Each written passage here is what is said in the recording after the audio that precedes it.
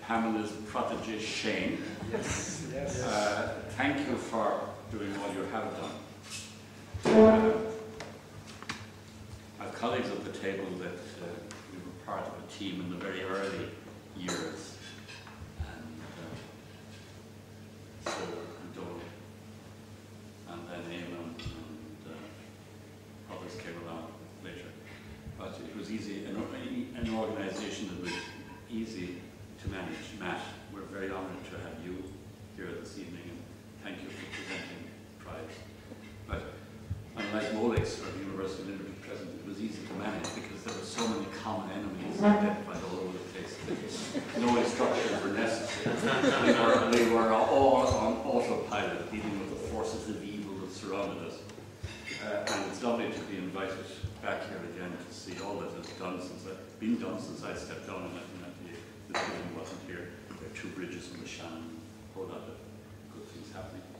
But Molex was, as you mentioned, Brian, Molex was here before we were. Just, I think they just made it because I think they were manufacturing in 1971.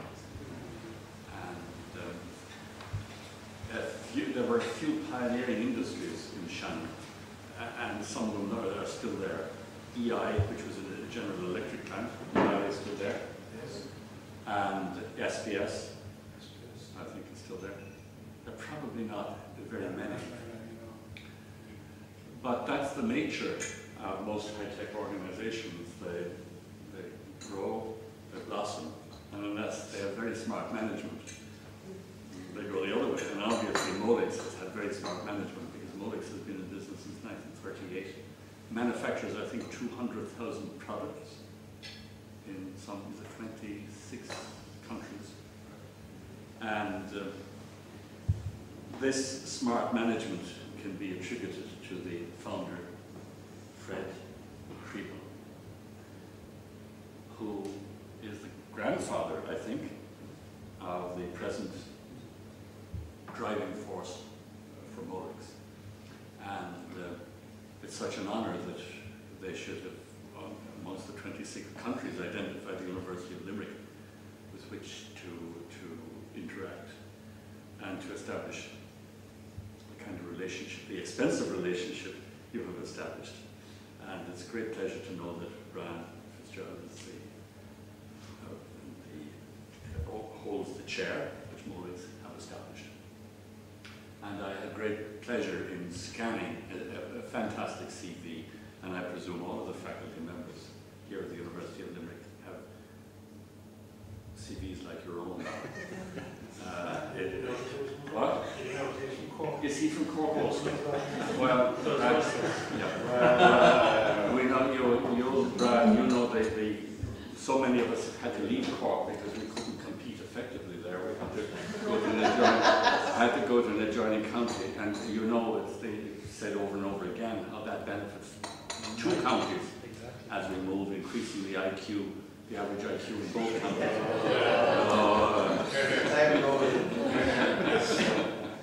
My CV is much better since I came here. But anyway, you know, this was. I'm doing at present a funny thing. I'm getting out my old diaries, which are in, when I was here, they're now in 28 boxes, these daytimers.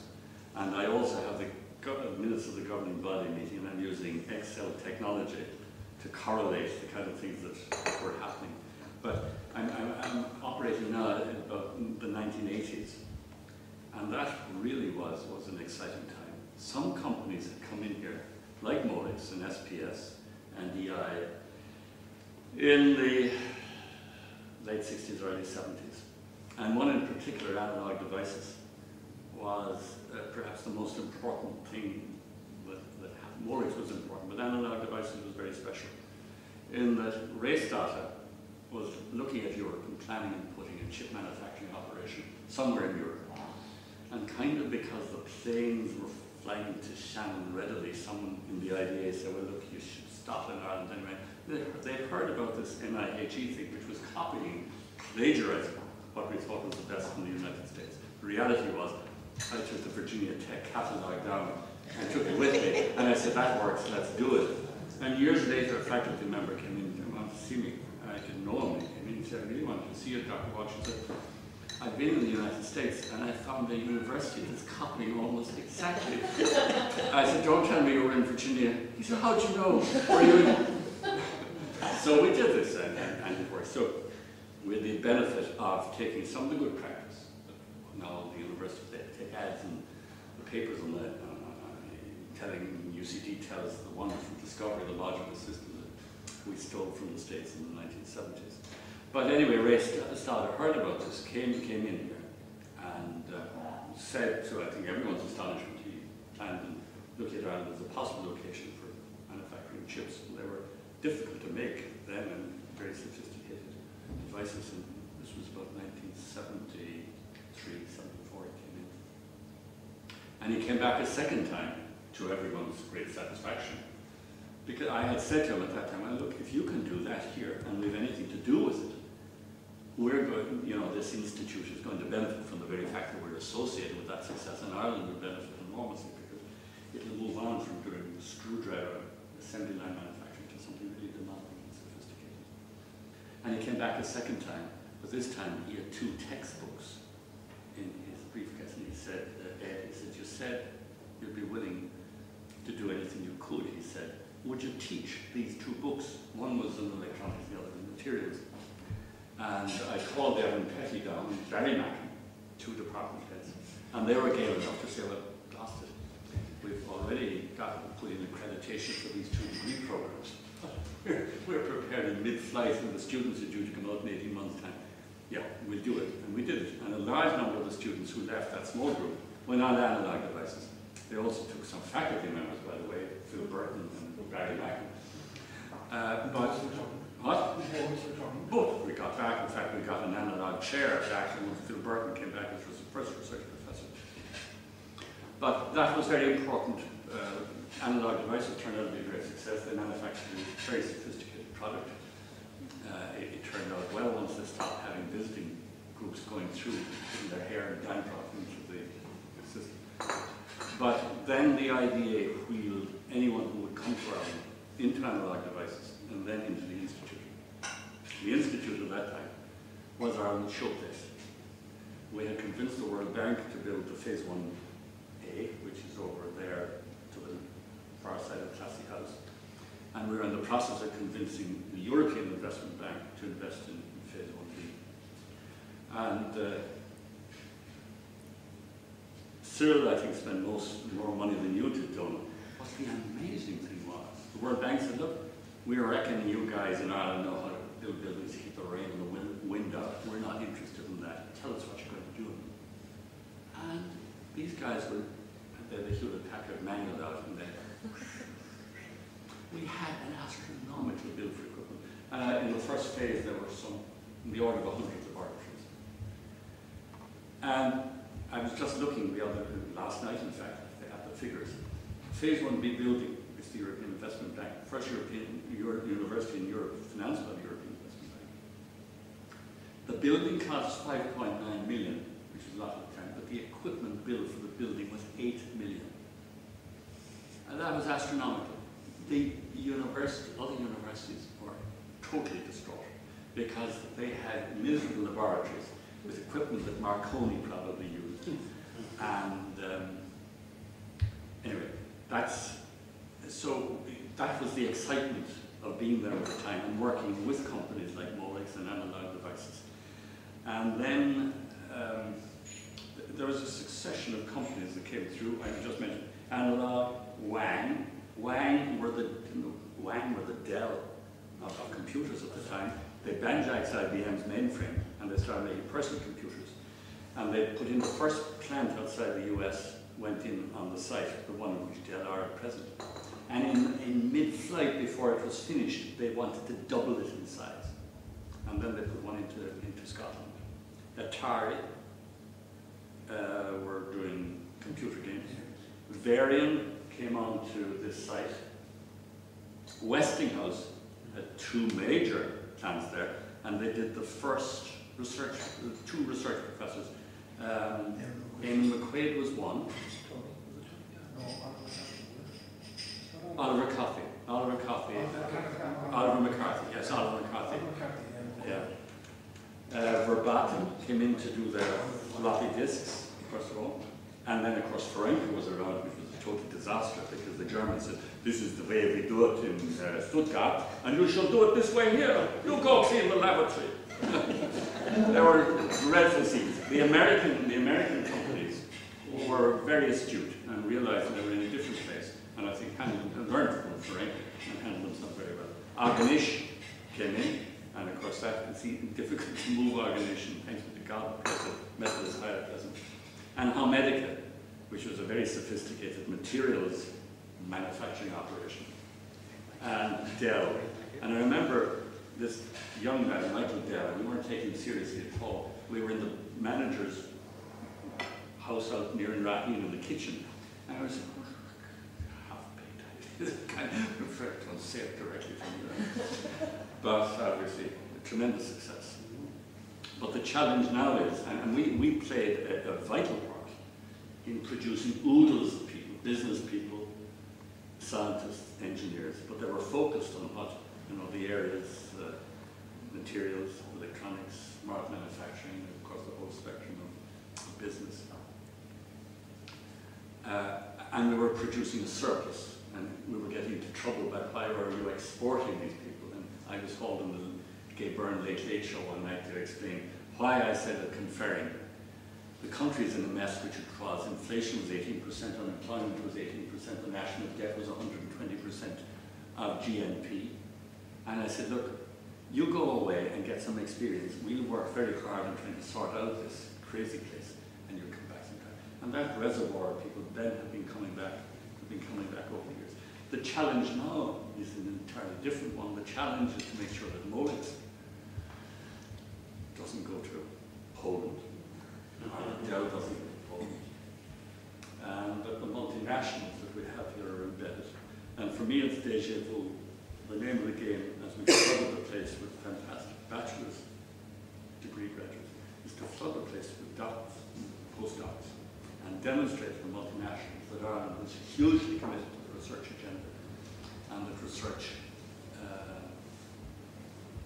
is going to be a serious commitment to government. And the fantastic thing is that the first National Development Plan made it a commitment, but now the second National Development Plan has a large amount of money locked in.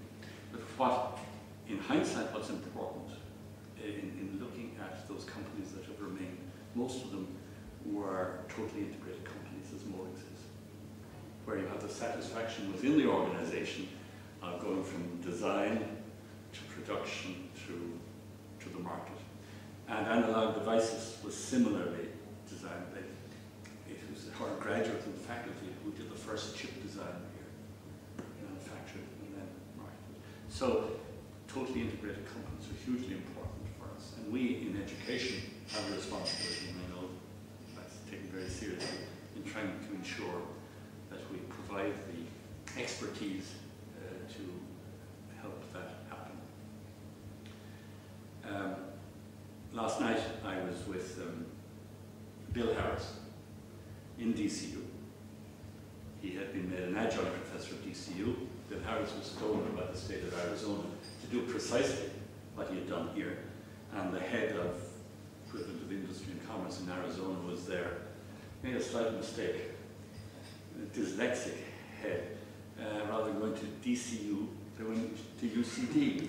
I couldn't find Bill Harris, and they arrived rather late for dinner. But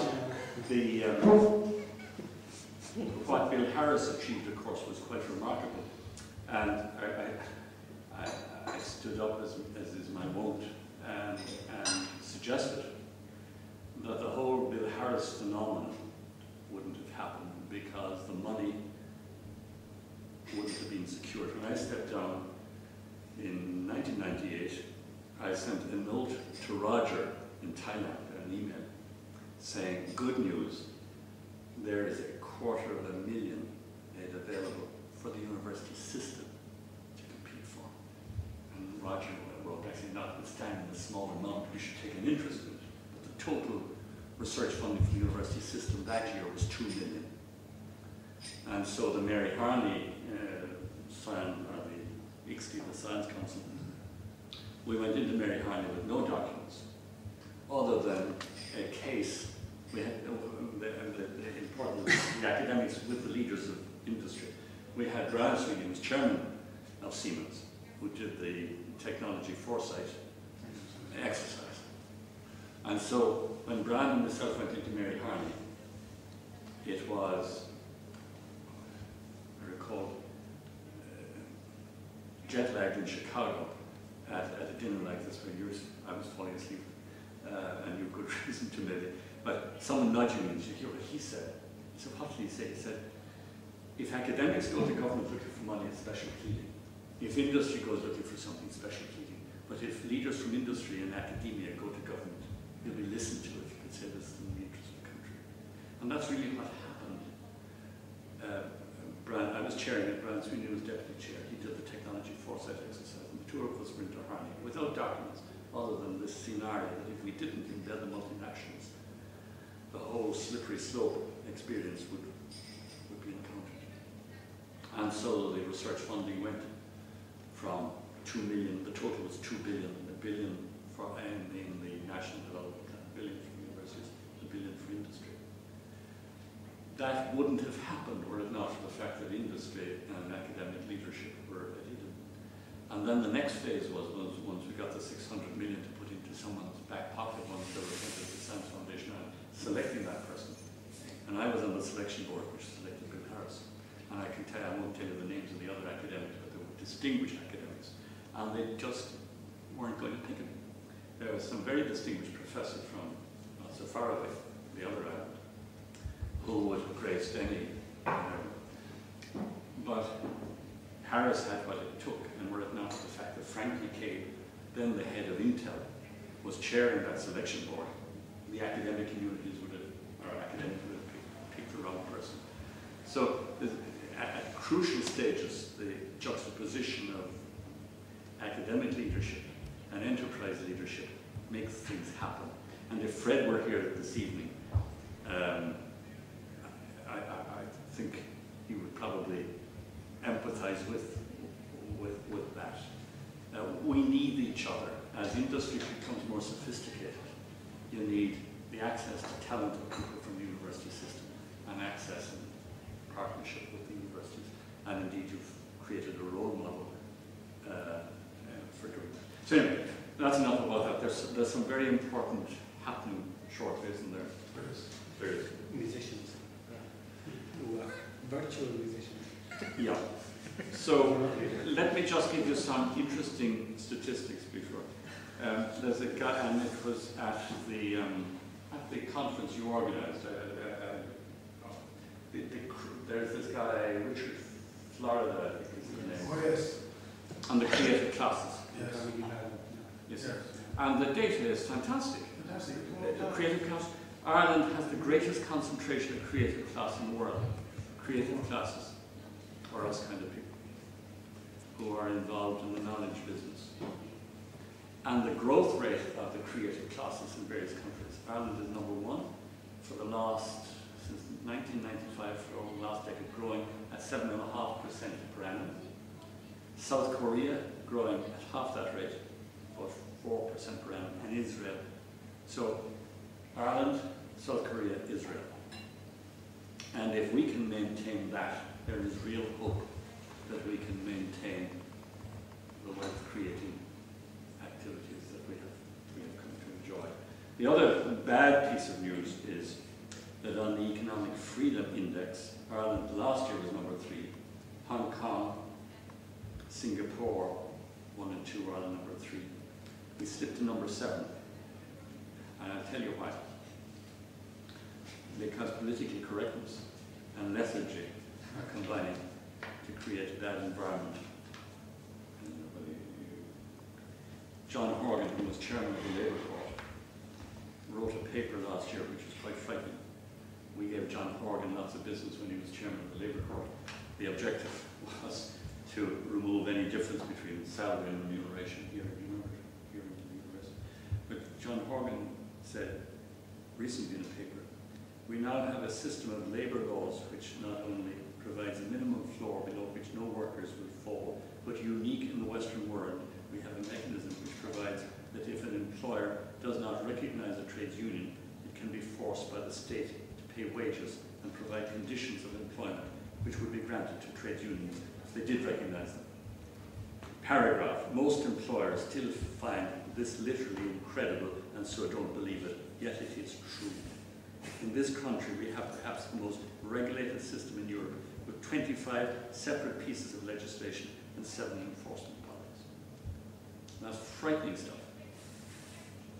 And what's in the pipeline hasn't yet emerged.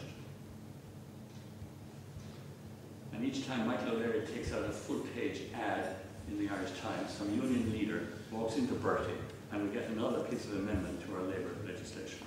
So there is a danger that we change from being very user-friendly to enterprises like Modex to not being so friendly. And so we need to watch it. Anyway, thank you so much.